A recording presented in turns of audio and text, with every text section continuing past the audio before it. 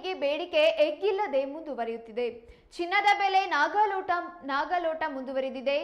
ಬೆಳ್ಳಿ ಬೆಲೆಯಂತೂ ಅತಿ ವೇಗದಲ್ಲಿ ಮುನ್ನುಗ್ಗುತ್ತಿದೆ.